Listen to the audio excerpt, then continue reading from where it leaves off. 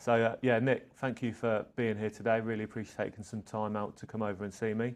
For everyone else, you just want to introduce yourself, who you are and where you're from? Yeah, I'm Nick Houlton. I'm the finance manager for revenues and benefits at Barnet Council.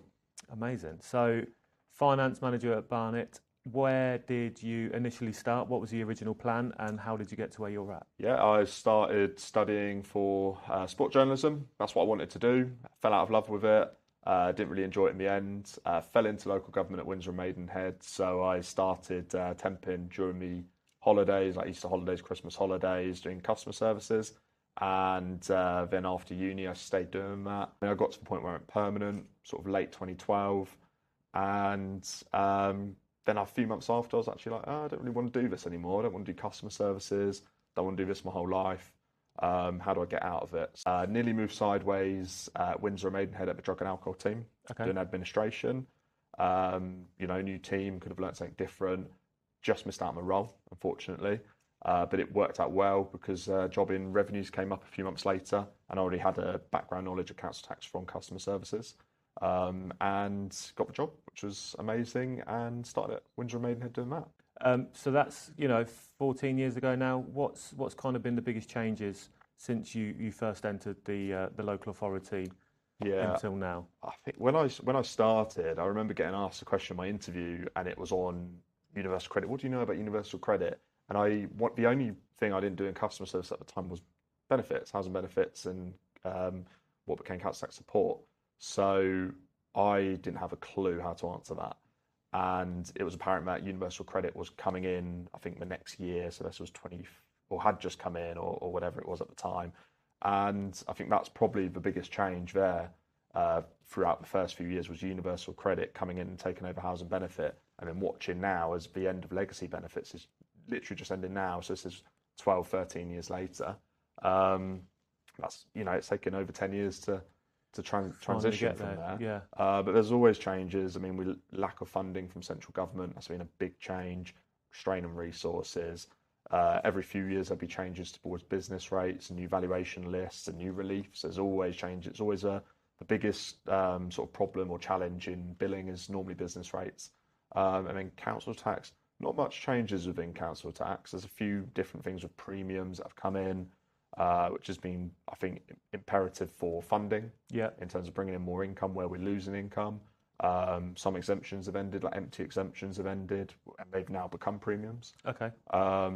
So I think it's just about the challenge of how to bring money in and fill those gaps where we've lost funding from central government as well. Okay, cool. So what the government have recently announced changes to council tax collection and reform.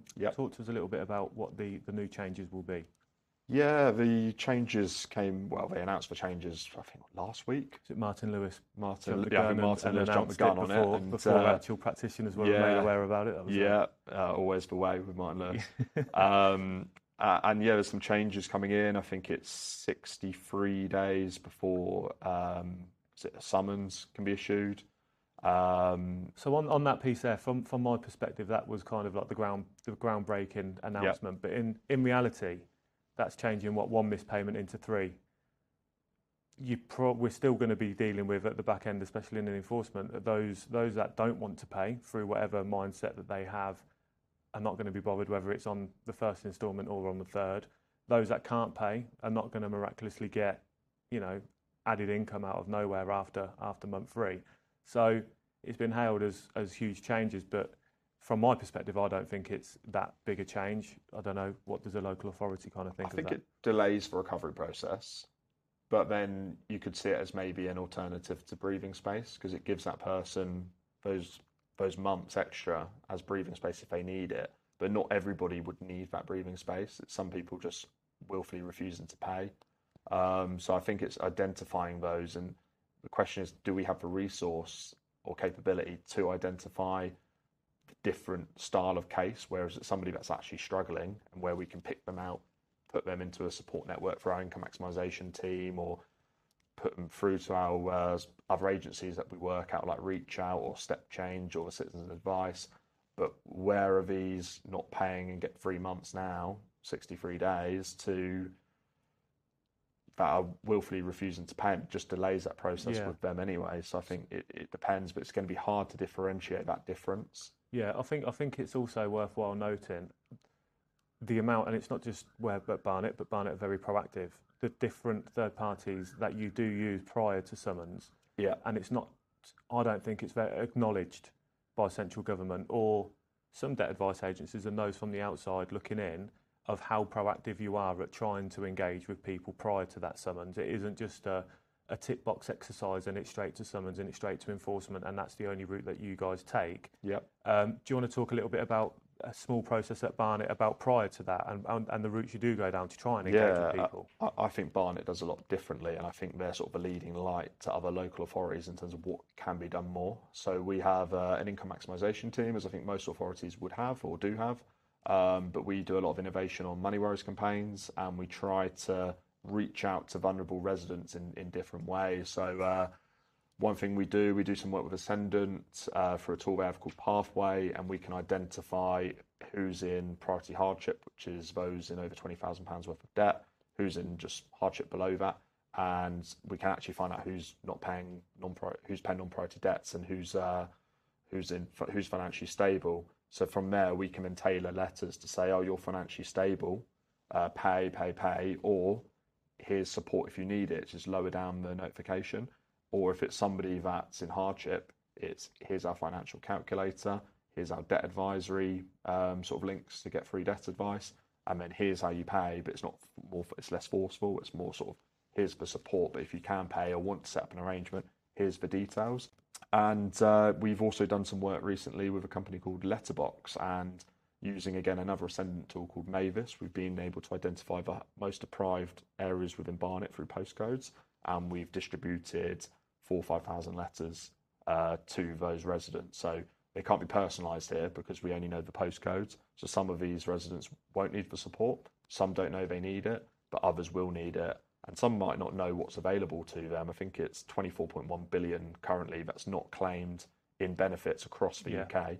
And that's not just local benefits, it's national benefits. Yeah. And I think Barnet do an amazing job in trying to identify that gap. Our work from Reach Out identified 1.5 million additional benefits within 4, 5, 6 weeks. Wow. And the work we did on the Pathway campaign as well identified 1.2 million in a similar period. Wow. That's just off a month.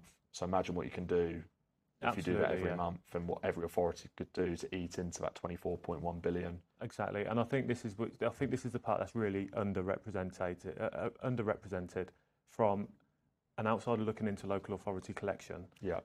They just see this process of this is the regulation and the statutory process that needs to be followed, and that's all you do. Yeah. Whereas in reality now, the amount of digital engagement that's tried to be attempted, the different kind of situations and third-party companies that you are utilising and actively using and promoting, I think it's amazing as to what they do. But then obviously, from my perspective, from enforcement, we know that that's also going on, and we adopt similar processes, and we're trying to do similar things. But I think what you guys are doing at Barnet kind of does lead the way, and I think more of a light needs to be shone on that kind of practice that is being undertaken. It's all about building resilience, isn't it? And I think some of the stuff we do, identifying the benefits, will reduce their bill, at least in the long term, maybe not on their arrears, because you can't backdate benefits necessarily, but it'll give them more financial resilience to be in a position where they don't fall into that position in the future. Absolutely. And I think that's where the Crisis Resilience Fund, which is just starting now, that's where that's going to come in. It's about building that more resilience for a resident, so they don't need to lean on support in the longer term. So I think if you look back then, huge changes in the past 12 to 15 years. Where do we see the next 5? What's going to happen? I think just touching on the Crisis Resilience Fund there, it's going to be interesting to see how that goes. It's currently a 3-year plan. See if it works, and we won't know that for 3 years. It's been phased in. Household support funds becoming the crisis scheme, and that's sort of started now, but everyone's still building their scheme because of sort of late notice on that. And the discretionary housing payments is going to sort of feed into that, but that's not going to change for the first 2 years of that scheme. So by the time that changes, there's 1 year left, and then that ends, and we don't know what's going to happen there. So it's going to be interesting to see if that extends, how it works, how it could be improved.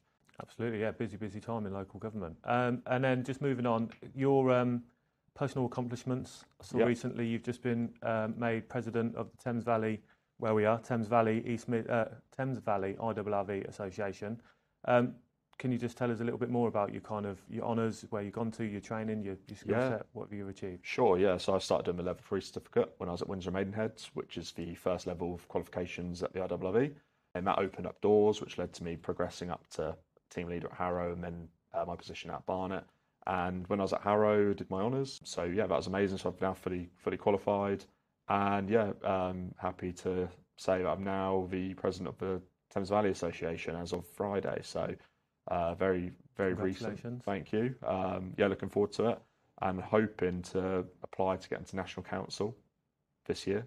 Amazing. And that'd be great. So if I can get into National Council and eventually, hopefully, sort of progress to eventually becoming the national president, which is an aim of mine in the next few years. Okay, amazing.